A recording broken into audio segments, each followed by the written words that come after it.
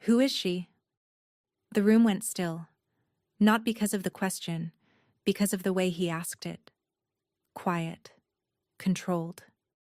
The kind of quiet that made grown men forget how to breathe. Zoran Veth didn't raise his voice. He never raised his voice. He didn't have to. He stood at the floor-to-ceiling window of his private event hall, a glass of aged bourbon untouched in his hand, his eyes fixed on something across the crowded room. Something? No. Someone. She was standing near the far wall, not performing, not trying, not dressed to impress anyone. She wore a simple black uniform like every other catering staff member in the room. But she was laughing. Softly. To herself. Like she had told herself a private joke and found it genuinely funny. Like the 50 most powerful people in Lagos had nothing to do with her world, and she was perfectly fine with that. Zoran hadn't looked away in 4 minutes. His right-hand man, Reto, followed his gaze carefully. Because when Zoran Veth watched something that long, it meant one of two things. He was assessing a threat, or he was deciding something. Neither was comfortable for whoever was at the other end of that stare. "Catering staff, sir. Brought in from outside, one of the servers." Zoran said nothing. Then, very slowly, the woman across the room reached for a tray. As she turned to move through the crowd, for just 1 second, her smile faded. Something crossed her face. Fast. Almost invisible. But Zoran caught it. Because he caught everything. Pain. Old pain. Worn smooth from being carried too long. He recognized that. He didn't know why. He liked it even less that he couldn't look away. He set his bourbon on the table beside him. The soft click of glass on marble cut through the low music like a blade. Reto straightened immediately. "Find out everything about her." Zoran's voice didn't change. Same temperature. Same weight. "By the end of tonight." Reto hesitated. "She's just a server, sir." Zoran turned. Just his eyes. "Just enough." "I didn't ask for your opinion." "Yes, sir." And just like that, without a word to her, without a single moment she was even aware of, Adaeze Nworu's entire life shifted on its axis. She had no idea. She was too busy reminding herself to keep smiling, keep moving, keep being invisible. It was the only thing her ex ever said she was good at. Before we go any further, if you love stories that pull you in and don't let go, subscribe right now. Because this one, it's only getting started. And what happens next, nobody saw coming. Her name was Adaeze Nworu. 3 hours before Zoran Veth ever noticed her, she was sitting on the floor of a staff changing room, knees pulled to her chest, phone in her hand, reading a message she had already read 11 times. It was from Kofi, her ex. 4 words. "Saw your photo. Yikes." She had posted a picture from a friend's birthday dinner the week before. She looked happy in it. She remembered feeling happy that night. A rare thing. She had worn a yellow dress she loved and laughed harder than she had in months, and for one evening she had almost forgotten the sound of his voice in her head. Then the message arrived. 4 words. And just like that, the yellow dress went back to the wardrobe. The photo got deleted, and Adaeze went back to being the woman who took up too much space and not enough of the right kind. She had been doing this job, freelance catering, event work, whatever paid, for 7 months. Since Kofi. Since the life she thought she was building turned out to be a life she was living inside someone else's idea of what she should be. Smaller. Quieter. Less. She put the phone away. She stood up. She told herself the same thing she told herself every morning. Keep moving. Stay invisible. Don't need anything from anyone. It worked. Most of the time. The event hall was everything she expected from the kind of wealth she would never know. Low golden light, the soft clink of crystal, conversations that decided the fates of companies and countries. She moved through it like a ghost. Practiced. Tray level. Eyes forward, Smile ready. She was good at the invisibility. Kofi had trained her well. She was near the east corridor when a hand closed on her arm. Firm. Not rough, but not asking either. She turned. The man was tall, well-dressed, with the stillness of someone who operated on discipline rather than calm. "You're Adaze?" Her stomach tightened. Being known by name in this world was never good. "Yes. Come with me. I'm in the middle of service." Something moved in his expression, not irritation, more like surprise, like people didn't usually say that. "Mr. Veth would like to speak with you." The tray felt suddenly heavier. Zoran Veth. She knew the name. Everyone in the room knew the name. You didn't work Lagos events without learning which names meant power and which names meant something more absolute. Zoran Veth was the second kind. Why? The man, Reto she would learn, looked at her as if deciding whether the question was brave or simply unaware. He didn't say. Her hands were steady as she set the tray aside. Her heartbeat was not. As she followed Reto through the crowd, every version of what this could mean ran through her head. None of them were good. People like her didn't get summoned by people like him for good reasons. She thought about the yellow dress. She thought about Kofi's 4 words. Keep moving. Stay invisible. The crowd parted without being asked as Reto walked. Conversations dropped half a volume when Zoran's presence registered near them. The room tilted in his direction without anyone acknowledging it. And then she saw him, standing at the window alone, watching the city like it owed him something. He didn't turn when they approached. The silence stretched. Then, without looking at her, "Leave us." Reto was gone before she could think. Adaze stood there, alone, in a room full of people, feeling more exposed than she ever had in her life. The silence lasted long enough to be deliberate. Then Zoran Veth turned. He was taller than she expected, not just physically, but in the way certain people fill space differently from everyone else. Like the room had reorganized itself around him without asking permission. His eyes found her immediately. Dark, steady. Eyes that didn't scan. They landed. And right now they were landed on her with an attention so focused it felt like being read. Adaze held herself still. She had learned long ago that the worst thing you could do when something felt dangerous was let it see you flinch. "You were laughing earlier." Not a question. "Sir?" "Across the room. 20 minutes ago. You were laughing." A pause. At what? She had been thinking about something her younger sister texted that morning. A voice note of their grandmother mispronouncing a celebrity's name with complete confidence and zero interest in being corrected. She almost said nothing, sir. The automatic answer. The invisible answer. Instead, she heard herself say, "My grandmother. She has opinions about things she knows nothing about." Loudly. Something crossed Zoran's expression. Gone before she could name it. "You weren't thinking about where you were." "No." A beat. "I forget sometimes. Where I am." He studied her for a moment longer than was comfortable. Most people in this room haven't forgotten where they are in 20 years. She didn't answer. Nothing safe to say to that. He moved toward his senior staff, clustered at a careful distance. They assembled without being called, like gravity. "The woman coordinating tonight's table arrangement." His voice was flat, final. "Reassign her." A sharp intake of breath. "Sir, Madam Chidinma has managed your private events for I know how long." He didn't look at the man who'd spoken. "Reassign her." Silence.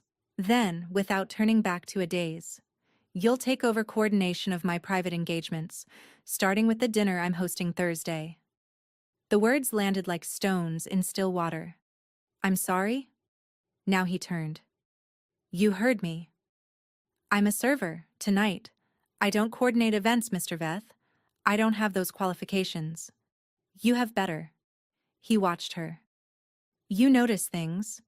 You were the only person in this room tonight who looked genuinely present. A pause. Everyone else was performing. Her throat tightened, because a compliment from someone who never gave them didn't feel like warmth. It felt like a door opening somewhere dark. With respect, she said carefully. You don't know me. No. Something in his expression settled. But I intend to. The cluster of staff behind him had gone rigid. She could feel the recalculation happening in real time. People who had spent years learning who mattered and who didn't, now silently revising their list. She was on it now. She didn't yet know what that cost. Someone will contact you with details. He turned away. You can finish your shift. She stood there, dismissed and elevated in the same breath, which was a feeling with no category. As she walked back through the crowd, tray collected and spine straight, she felt the room differently. Gazes that had slid over her an hour ago now caught and held. Whispers started just behind her, quiet enough that she couldn't make out the words, loud enough to understand the tone. Who is she? Where did she come from? How long before this goes wrong? She kept walking, but somewhere behind her, a woman watched her leave. Not staff, she asserted in ways staff never did. Standing at the corridor's edge with a smile that arrived before it was felt. Sable Drew, Zoran's personal affairs manager, 3 years at the heart of his world. Never once looked at the way he had just looked at the server in the black uniform. She had already decided that Adesi Nworu was a problem, one that needed handling before it became unmanageable, before it became something that couldn't be handled at all. Adesi didn't sleep that night. She lay in the narrow bed of her one-room apartment in Surulere, staring at the water stain on the ceiling she had privately named Gerald, and tried to make sense of what had happened. You notice things. That was what he said. She had spent 3 years with a man who noticed nothing about her except the parts he wanted to change. Her weight. Her laugh. Too loud, he said. Her ambition, too scattered. Her hope. Always too much. Kofi had a gift for making her feel like a rough draft. Something unfinished. Something that needed significant editing before it was fit for public consumption. And now a man who controlled half the private wealth in this city had looked at her across a crowded room and said, "You notice things." She didn't know what to do with that. Her phone lit up at 2 a.m., an unknown number. Thursday, 7 p.m. Someone will collect you at 6. Don't be late. Arretto. She read it 4 times, set the phone face down, stared at Gerald until morning. She arrived at Zoran Veth's estate Thursday at 6:01, because traffic from the mainland was indifferent to the schedules of powerful men, and she had decided on the bridge that she was not going to spend the evening apologizing for existing. The compound was serious, not beautiful in the way that tried.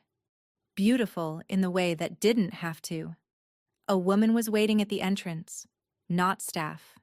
She could tell immediately. Staff had a particular posture, present but retreated. This woman asserted. Everything about her. The placement of her hands, the quality of her stillness, the smile that arrived slightly before it was felt. Stunning, in the architectural way of someone who had worked hard to make it look effortless. Late 30s. Silk, the color of river water. You must be Adesi. Professionally warm. The warmth of someone who had decided in advance what register to use. I'm Sable. I manage Mr. Veth's personal affairs, among other things. A slight tilt of the head. I thought I'd introduce myself since we'll be working in proximity. Something about the word proximity sat oddly, like a door held open just a fraction too long. Of course, Adesi said. Thank you. They walked through the outer corridor. Sable spoke with the ease of someone giving a tour of territory she considered her own. The layout, the protocols, the particular preferences of particular guests. All useful, all reasonable. Then, at the turn of the corridor, almost casual. He does this sometimes, you know. Adaze looked at her. Does what? Pick someone up, from outside his usual circle. A small gesture. He gets interested. He elevates. And then, the silence did the work. The situation resolves itself. I see. I'm not saying this to be unkind. Sable turned to face her fully. Steady eyes. Genuine concern on the surface. Something else entirely below it. I'm saying it because no one told the last one, and that wasn't fair to her. Adaze didn't look away. Thank you, she said evenly. I'll keep that in mind. Sable smiled, turned and walked ahead. Adaze followed, jaw tight, instincts loud. That wasn't kindness. That was a warning. And warnings only came from people who felt threatened. The question was, what exactly did Sable Drew have to lose? The Thursday dinner had 12 guests. 12 people whose combined holdings appeared in the kinds of documents most people never read. Adaze had done her research, not because anyone told her to, but because that was how she worked. Thoroughly, quietly, without needing to be seen doing it. She had also spent 2 days arguing with herself. This is not your world. You know that. Whatever his reason for putting you here, it is not what you want it to be. She went anyway, because the alternative was going back to freelance serving and Kofi's voice in her head and Gerald the water stain, and she was not ready to choose that yet. The dinner began at 7:15. Zoran arrived at 7:14. He moved through the room the way she was beginning to understand he always moved, like everything around him had agreed to accommodate him without being asked. No announcement, no performance, just presence, heavy and specific, rearranging the atmosphere the moment it arrived. He didn't acknowledge her. She was coordinating, not attending. There was a difference. She was fine with the difference. She told herself that 3 times. The evening moved well. She had arranged the table so the 2 guests with competing interests were separated by people who could absorb the friction. She had briefed the serving staff on pace, unhurried, never filling a glass before it was close to empty, because powerful people didn't like being watched that carefully. She had adjusted the lighting herself, lowering it by a fraction that changed the room from formal to intimate without anyone knowing why. Small things. The kind no one noticed consciously, the kind that made everything feel right. At 9 o'clock, a hand touched her elbow. She turned. Zoran. Up close, without the buffer of a crowded hall, he was different. More specific. She noticed things she hadn't before. The slight tension in his jaw suggesting he was always processing. The way his eyes moved when he thought no one was watching. Never entirely at rest. The Mensa table placement, he said, low. That was yours. Yes. Mensa and Ose haven't been in the same room without an incident in 4 years. He held her gaze steadily. Tonight they laughed at the same story. She said nothing.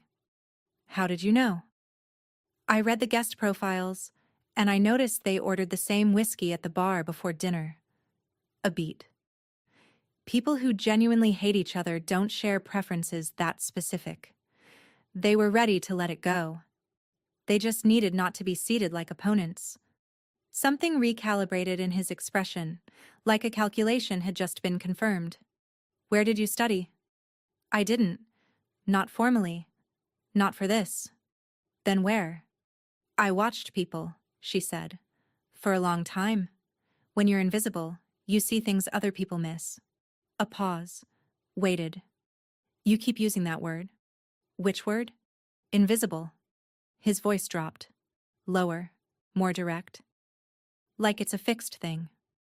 Her chest tightened. She didn't answer. He looked at her for a beat too long. It isn't. Then he turned back to his guests. She stood motionless for 3 full seconds. Because no one, not once, in any form, had ever said that to her. Not her mother. Not her friends. not the man who had shared her bed for 3 years and still made her feel like she was occupying space that belonged to someone more deserving. It isn't. 2 words. And they cracked something open she had spent years pressing shut. Later, when the guests had filtered out and staff were clearing the last of the table, she heard it. A voice from the corridor just beyond, low, male, on a call. "She's sharper than she looks. Could be a problem." A pause. Sable's already on it. Her pen stopped. She stood motionless, her heart beat once. Hard. She had walked into something. The full shape of it wasn't clear yet, but the outline was becoming visible, and it had edges sharp enough to cut. 3 days later, Adaze was back at the estate for a working meeting. Review the arrangements for the following week's larger event. 40 guests. Higher stakes. She arrived prepared. As always, what she didn't arrive prepared for was Sable already seated at the head of the meeting table, a placement that was not accidental. With a leather folder open and the composed expression of someone who had decided how this conversation would go before it began. Adaze. A smile. "I wasn't sure you'd come back." "Why wouldn't I?" They worked. Or Sable directed and Adaze absorbed, because the documents were arranged to overwhelm. Dense, jargon-heavy, referencing systems that assumed years of institutional knowledge Adaze didn't have. Deliberate. She could feel the deliberateness the way you feel a room's temperature drop before anyone admits it's cold.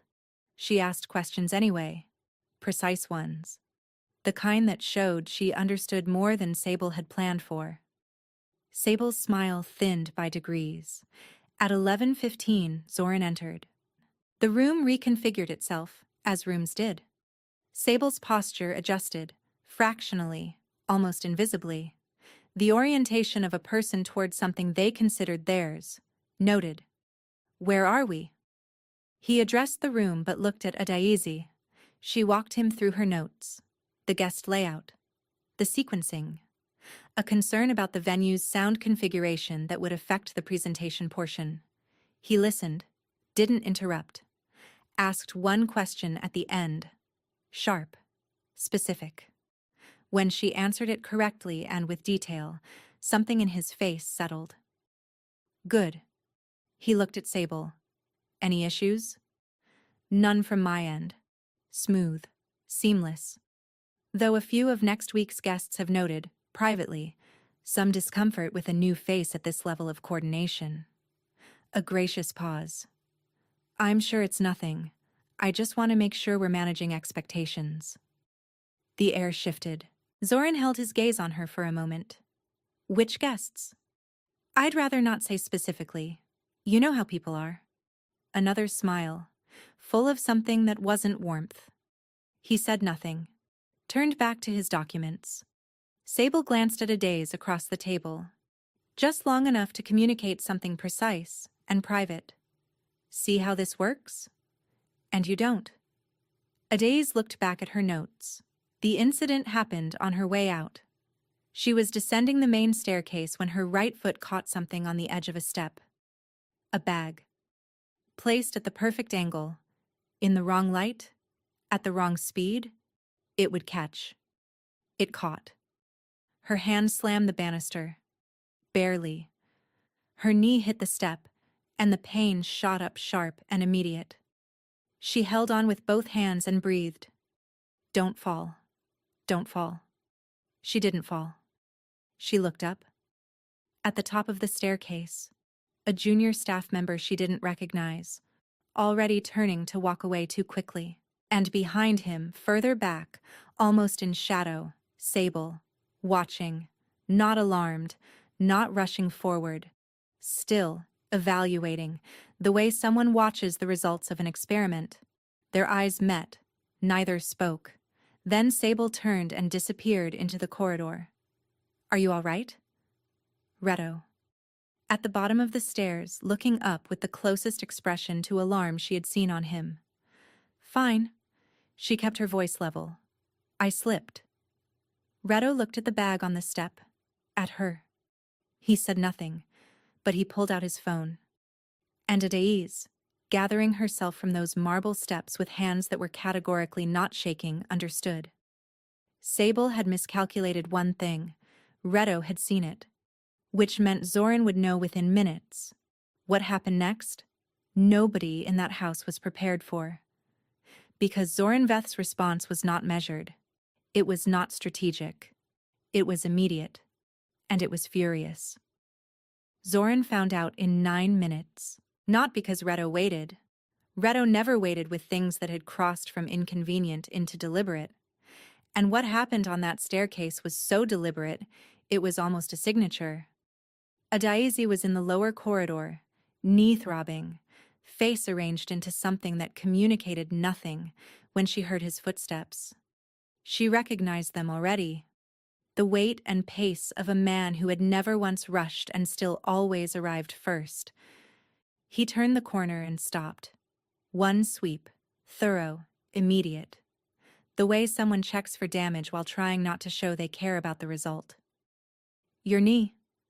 It's fine. A daze. Something about the way he said her name, unhurried, like it deserved all its syllables, made her chest do something inconvenient. I slipped on a bag left on the step. I'm fine. It was not nothing. Flat. Final. The conversation about whether it was nothing was already closed. Where is Sable? She said nothing. Deliberately. His jaw tightened. He already knew. That was the thing about Zoran Veth. You didn't have to tell him things. He assembled them from the angle of a pause, the weight of a silence, the geography of what someone chose not to say. He turned to Reto. Find her. Reto left. Zoran looked back at Adaizi. You should have told me immediately. I handle my own problems. Not in my house. It didn't land as possessive. It landed as responsible. In my house, your problems are my problems. She had no category for that either. She only heard what happened next afterward. Reto found Sable in the East Wing, on the phone, unhurried. The calm of someone who had acted and was waiting for consequences to be absorbed the way they always had been in 3 years of near-total impunity. She did not look calm when told Zoran wanted to see her. Adaiz was not in the room for that conversation. She would never know exactly what was said. She only knew the outcome. Sable Drew was removed from all coordination responsibilities by end of day. No announcement, no confrontation. A quiet, total repositioning that left Sable with access to none of the things that had made her powerful. Clean. The kind of consequence that didn't need noise because it was already complete. When Adaiz heard, she felt something unexpected. Not satisfaction, not relief. Unease. Because a woman like Sable did not absorb a blow like that and go silent. She filed it somewhere. And the filing, in Adaizi's experience, was always the most dangerous part. That evening, her phone lit up. Unknown number. You think he's protecting you. He's using you. Ask him what happened to the last woman he elevated. Ask him what she lost. She read it twice. Set the phone down. Picked it back up. Gerald the water stain offered nothing useful. She almost didn't go back. 3 days passed. Reto called. She let it ring twice before answering on the third, saying she needed more time to prepare. He accepted without pushing, which told her Zoran had said something, which told her more than she wanted to know about how carefully she was being managed. She was not used to being managed carefully. On the 4th day, she walked through the market near her building, pepper and frying plantain and the particular warmth of a city always fully alive. She bought groundnuts she didn't need and let herself think. The message sat in her chest like a stone. Ask him what happened to the last woman he elevated. She knew it was a manipulation. Sable's, probably. Or someone acting for Sable. Designed to make her small again. To send her back to invisible before she became too visible to manage. She knew all of that, and still couldn't stop turning it over. Because the real truth, the one she had been pressing down since the first event, was that she didn't understand why she was here. She was competent, observant. But this world was full of people with better credentials and longer histories. So why, specifically, her? Her phone rang. Not Reto. Zoran. She stared at it for 2 full rings, then answered. "You're not preparing." His voice. Certain. "I am." "You're avoiding." She opened her mouth, started again. "I got a message a few days ago. Unknown number." The quality of the silence changed, sharpened. "What did it say?" She told him. Word for word. Because she had read it enough times, it was simply part of her now. The silence afterward was longer. "Come to the estate," he said, with a precision that seemed to cost him something. "Tonight. We need to talk. About what's true. And what isn't." She arrived at 8. He was in a room she hadn't seen before. Smaller, lined with dark shelving. The kind of room that was used rather than displayed. Standing when she entered. "3 years ago," he said, "someone inside this operation passed information to the wrong hands. It cost people who trusted me. Everything." His jaw was tight. The woman who did it operated exactly the way Sable operates. Close proximity. Manufactured trust. Incremental access. I didn't see it until it was too late. Understanding arrived slowly, then all at once. Sable thought I was the same. A plant. Yes. And what do you think? He looked at her steadily. "I think you are the most genuinely unstrategic person who has ever walked into this house." The corner of his mouth moved. The structural suggestion of something that wasn't quite a smile. "In my world, that is extraordinarily rare." She exhaled slowly. "Who sent the message?" "Sable. Through a third party. If you doubted me and left, she didn't have to worry about what you'd seen." The pieces arranged themselves into a shape that was clarifying and unsettling in equal measure. "She was the one who passed information 3 years ago," Adaze said. Quietly. A conclusion, not a question. His expression confirmed it before he spoke. "I've been building the case for 18 months. She doesn't know I know." A pause. "I needed her to believe she still had proximity. I needed her to keep moving. And bringing me in, that was necessary." He said it before she finished. "And real." He didn't look away. Both things. The room was quiet. "You used me. I created a situation." A pause. "I did not anticipate what the situation became." She looked at him for a long time. He didn't look away. She was learning he didn't explain himself beyond what was true. And what he had just said was, as far as she could tell, precisely, uncomfortably true. "I did not anticipate what the situation became. Neither had she." She came back the next morning. No announcement, no call ahead. She arrived at 7:15, told the gate she was there for event preparation, and the gate let her through because her access hadn't been revoked. That, she supposed, meant something. Reto met her at the entrance looking like someone who had been told to expect anything and was still mildly surprised. "He's in the East Courtyard." "I know where the East Courtyard is." She went to the event room, spread out her materials, started working. Because whatever complicated, layered thing was happening around her. The event was in 4 days. It needed someone to prepare it, and she was apparently that person. She had been working an hour when the sound reached her. From outside the perimeter wall. A low, sustained pressure. Engines, multiple. That her body registered before her mind did. The kind of sound that had weight behind it. That meant something had decided to arrive. Then shouting. Muffled by distance but sharp at the edges. Reto appeared in the doorway. "Stay in this room." "What's happening?" "Stay in this room." He was gone. She stayed approximately 45 seconds, then moved to the window. The outer courtyard was not chaos. Too organized for that. 3 dark vehicles, positioned with the deliberateness of people who had thought about sightlines. Zoran's security moving to intercept, professional and tight, but outnumbered in a way that made the geometry uncomfortable. At the center of it, beside the lead vehicle, stood a man she didn't recognize. Tall, pale suit. The kind of stillness that looked like Zoran's on the surface, but held something different underneath. Where Zoran's stillness came from discipline, this man's came from indifference. Like consequences had simply stopped applying to him. He was looking at the main entrance, waiting. Zoran entered the courtyard from the side, Reto at his shoulder, 2 more security flanking wide. He stopped at a distance that was close enough to be clear. The 2 men looked at each other. Even from the window, she could feel the history in it, the specific weight of 2 people who knew each other across a long, complicated distance. Then the man in the pale suit said something, and Zoran's posture, usually so controlled, shifted. By a degree most people would miss entirely. She didn't miss it. Because she watched people? She always had.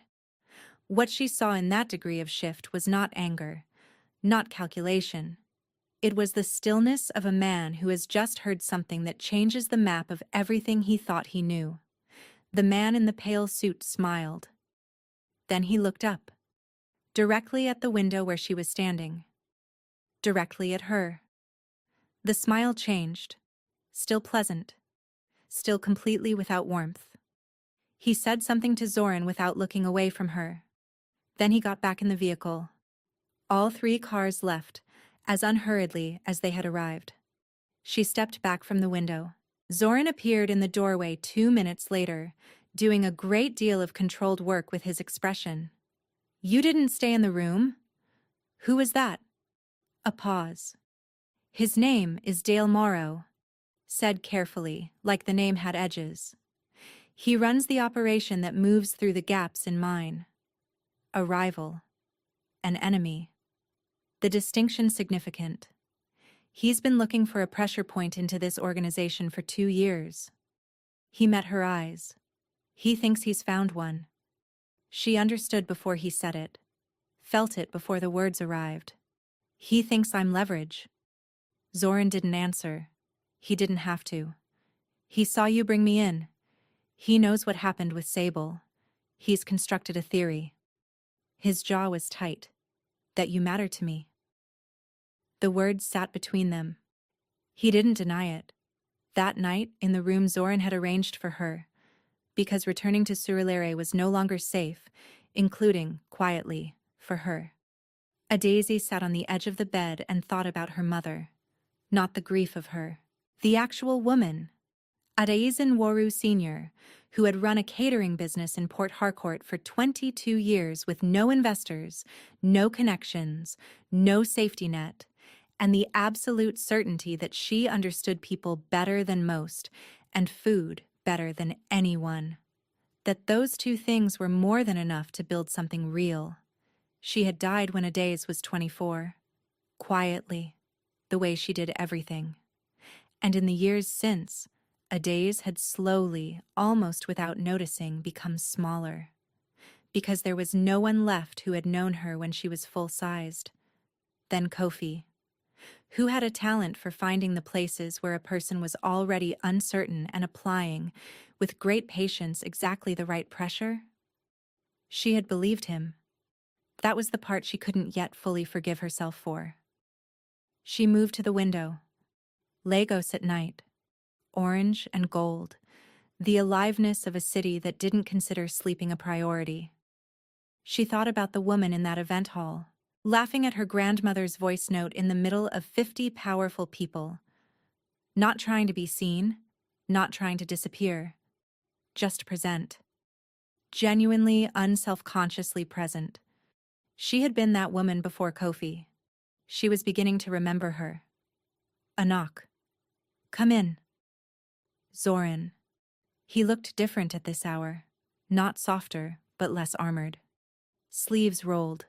The look of someone who had stopped working because something else needed his attention. "You're not sleeping." "Neither are you." He sat in the chair by the window. She sat on the edge of the bed. For a while neither spoke, and the silence was the most comfortable thing she had felt in days. My mother built everything from nothing, she said finally, looking at the city, not at him. She never explained herself to anyone, she just built. And I watched her and thought, that's what I want. That certainty. That kind of presence. He said nothing. Listening. Then I spent 3 years with someone who was very good at making me forget that. She stopped. Then said it plainly. He told me I was too much. Too loud. Too fat. That the version of me people might actually want was a reduced version. Quieter. Smaller. Less. The room was silent. I'm telling you this, she said, turning to look at him, because I want you to understand who walked into your event hall that night. Not someone confident. Not someone strategic. Someone who had spent 3 years being made to feel like a rough draft. Zoran was watching her with that focused, landing attention. And you said, you notice things. Her voice was steady. And I didn't know what to do with that. Because the last person who looked at me carefully told me everything he saw was wrong. A long silence. The man who said that to you.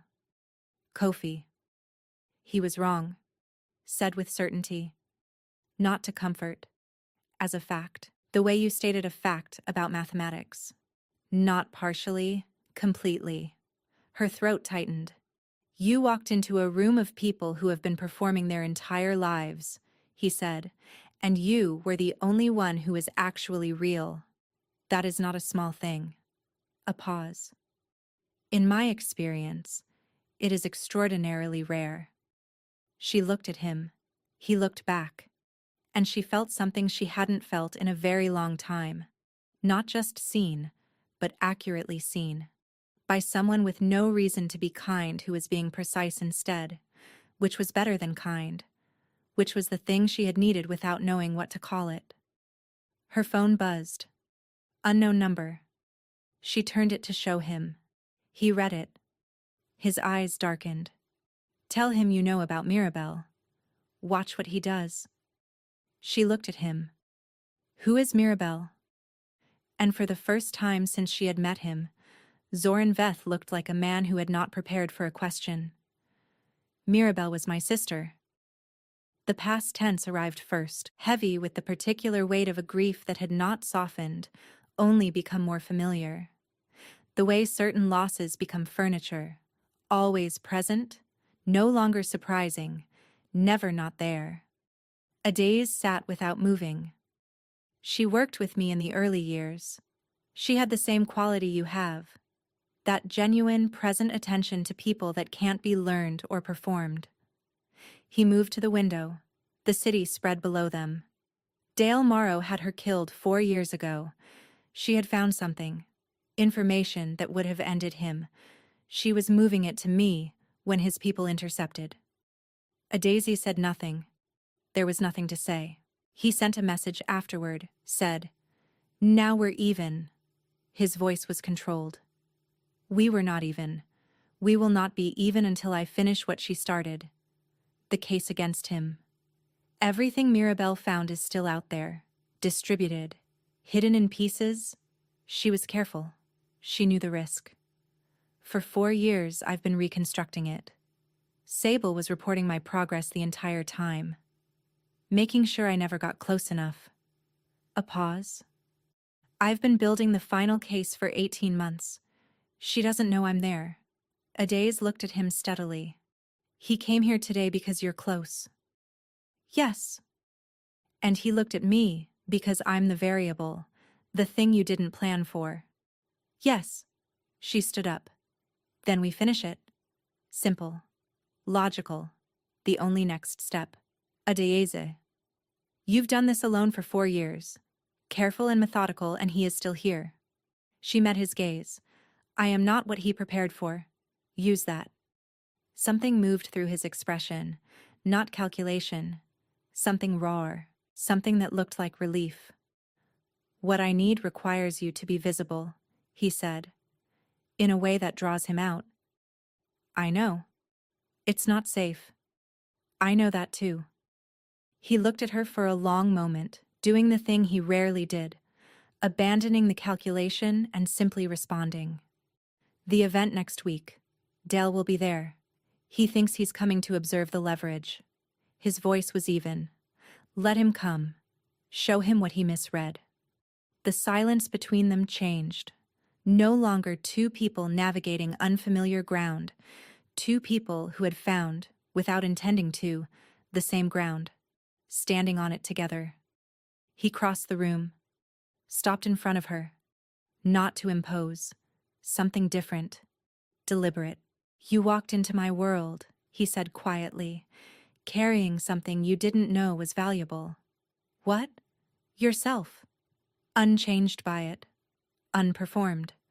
His voice dropped. I have been in rooms full of people for 15 years.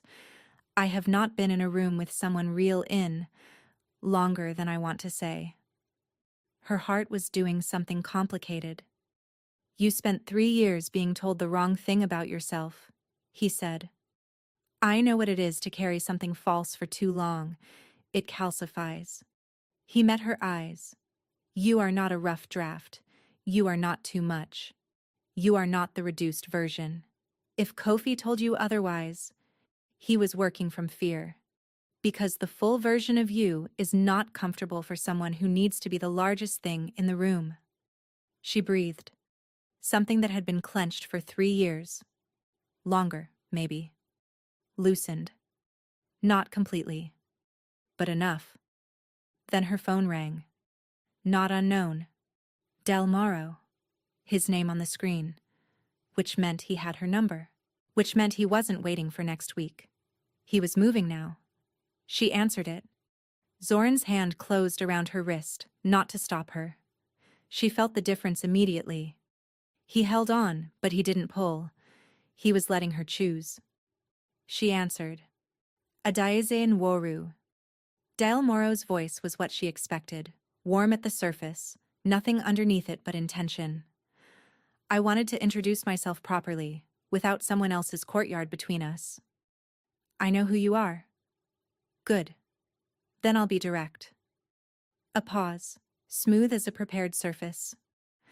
I want you to understand something about the man whose house you're staying in. He finds people, specific kinds, people with a quality he recognizes and needs. He elevates them. He uses what they offer. And when the purpose is served, a breath, the elevation ends. Sometimes quietly, sometimes not. She said nothing. I'm not saying this to frighten you. I'm saying it because you deserve the full picture. Sable's words. Almost exactly. Same architecture. Same warmth covering the same cold intention. She almost smiled. Thank you, she said. That's very considerate. I hope you'll consider Mr. Morrow. Clear. Even. I know about Mirabelle. Silence. Half a second. On a man like Dale Morrow, half a second of silence was a seismic event. I see. Recalibrating. She could hear it. I know what you did. I know what Sable was providing. And I know that everything Mirabelle gathered is almost completely reconstructed. She kept her voice level. Certain. I also know you came to this estate today not because you're ahead of this situation, but because you're not. And you know it. Beside her, Zoran had frozen. You're very confident, Morrow said, for someone who walked into this world 3 weeks ago. I've been watching people my whole life. She looked at Zoran. He was looking back with an expression she had no previous category for and was creating one for now, in real time. It turns out that's useful. A pause. Then, you should be careful, Adieza. I've been told that before. A beat. It didn't slow me down then either. She ended the call. The room was very quiet. You told him we have the full case, Zoran said. I told him what he needed to believe. We don't have the full case. I know. But he doesn't know how close you are. Now he'll move. Try to pull back whatever he has in play before you reach it. And when he moves, he exposes it. Yes? Zoran looked at her for a long moment. You just did in 40 seconds what I have been trying to engineer for 18 months. She shrugged slightly. You were being strategic. He was prepared for strategic. He wasn't prepared for you. No one, she said, with a directness that surprised even herself, has ever been prepared for me. They just convinced me I was the problem. Something crossed his face slowly, the way light enters a room when a door opens. Gradual, then all at once, then impossible to imagine the room having been dark before. He crossed to her. She didn't step back. He stopped close. Not to manage her, not to hold her in place. Something different. The careful navigation was gone. They were past the part where this was uncertain. I told you something the first night I saw you, he said. You didn't speak to me that night. No. The corner of his mouth moved. I said it to Reto. A pause. I said, find out who she is, by the end of tonight. His voice dropped. I have never said that before, about anyone, in 15 years. Why? Because you were laughing. Simple, like the simplest answer was the truest one. In a room full of people performing, you were the only one actually somewhere, actually present. He held her gaze. I couldn't look away, and I am not a man who has difficulty looking away from things. She almost laughed. He saw it. She saw that he liked it. I used you, he said. That part was true, and I won't construct a version of events where it wasn't. His jaw was steady. But the part where it became something else, where I sat in this building thinking about what you said, what you noticed, how you moved through things, that was not strategy. That happened without my permission.